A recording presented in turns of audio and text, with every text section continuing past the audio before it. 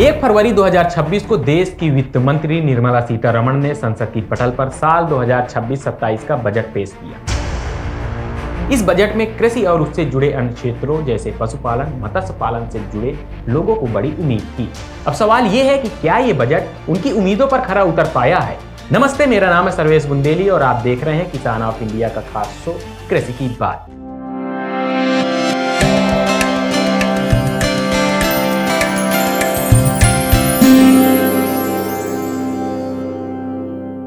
साल 2026-27 में कृषि और उससे जुड़ी अन्य गतिविधियों के लिए 1,62,671 करोड़ रुपए आवंटित किए गए हैं, जो पिछले साल की तुलना में 8,766 करोड़ रुपए कम हैं। यानी कि पिछले साल के बजट में 1,71,437 करोड़ रुपए आवंटित किए गए थे। लेकिन नारियल किसानों के लिए खुशखबरी है, क्योंकि नारियल संवर्धन योजना का प्रस्ताव रखा गया है, जिसके तहत उत्पादन और उत्पादकता दोनों बढ़ाने पर जोर दिया जाएगा। इसके साथ ही भारतीय काजू और कोको के लिए एक विशेष कार्यक्रम लाने की घोषणा की गई है। इसका उद्देश्य भारत को कच्चे काजू और नारियल के उत्पादन और प्रोसेसिंग में आत्मनिर्भर बनाना है, निर्यात प्रतिस्पर्धा बढ़ाना और 2030 तक भारतीय काजू और कोको को वैश्विक स्तर पर प्रीमियर ब्रांड के रूप में स्थापित करना है। वहीं नेशनल फाइबर स्कीम के अंतर्गत सिल्क, ऊल और जूट जैसे फाइबर पर फोकस किया गया है, जिससे इनसे जुड़े हुए किसानों को सीधा लाभ मिल सके।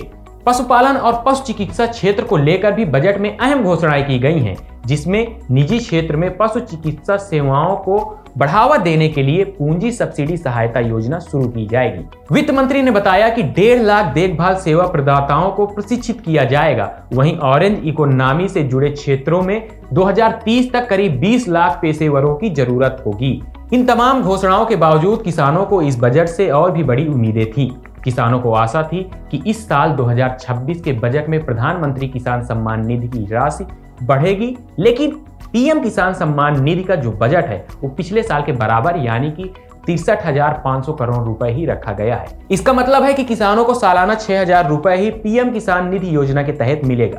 वहीं प्रधानमंत्री फसल बीमा योजना के लिए 12,267 करोड़ रुपए के बजट को घटाकर साल 2026-27 में 12,200 करोड़ रुपए कर दिया गया है। बेमौसम बारिश, ओलावृष्टि जैसी समस्याओं से किसान हमेशा घिरा रहता है। ऐसे में पीएमएफबीवाई का बजट घटाने को लेकर आप क्या सोचते हैं, हमें कमेंट बॉक्स में जरूर बताएं। इसके अलावा फार्मर प्रोड्यूसर ऑर्गेनाइजेशन यानी कि एफपीओ के बजट में भी कैंची चलाई गई है। पिछले साल एफपीओ का बजट 584 करोड़ रुपए था, जिसे घटाकर इस साल 500 करोड़ रुपए कर दिया गया है।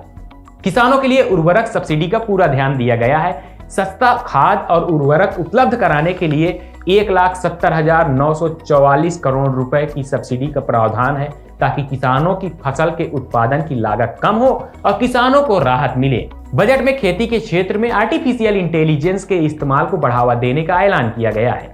इसके तहत भारत विस्तार योजना के अंतर्गत एआई पावर्ड सिस्टम को भारतीय कृषि अनुसंधान परिषद के वैज्ञानिक पैकेज के साथ जोड़ा जाएगा। नई तकनीक बुआई, सिंचाई, पोषण प्रबंधन और कीट नियंत्रण जैसे अहम चरणों में किसानों के लिए बेहद उपयोगी ये साबित होगी। साथ ही इससे खेती को ज्यादा सस्टेनेबल, स्मार्ट और लाभकारी बनाया जा सकेगा। सरकार के इस कदम को डिजिटल खेती की दिशा में एक बड़ा कदम माना जा रहा है, जिससे आने वाले सालों में भारतीय कृषि को नई पहचान मिलने की उम्मीद है। औषधि खेती करने वाले किसानों की मौज हो सकती है, उनके उत्पादन की सही कीमत भी मिल सकती है, क्योंकि इस बजट में भारत को वैश्विक बायो फार्मा हब बनाने की योजनाओं को प्रमुखता दी गई है। बजट में अगले 5 सालों में बायो फार्मा क्षेत्र में 10,000 करोड़ रुपए के निवेश की बात की गई है। साथ ही केंद्रीय औषधि मानक नियंत्रण संगठन यानी कि सीडीएससीओ को और मजबूत करने की बात कही गई है। आप देख रहे थे किसान ऑफ इंडिया का खास शो कृषि की बात। इस बजट में आपकी क्या राय है, हमें कमेंट बॉक्स में जरूर बताएं। फिर मिलेंगे किसी नए टॉपिक पर, तब तक के लिए नमस्कार। देखते रहिए किसान ऑफ इंडिया।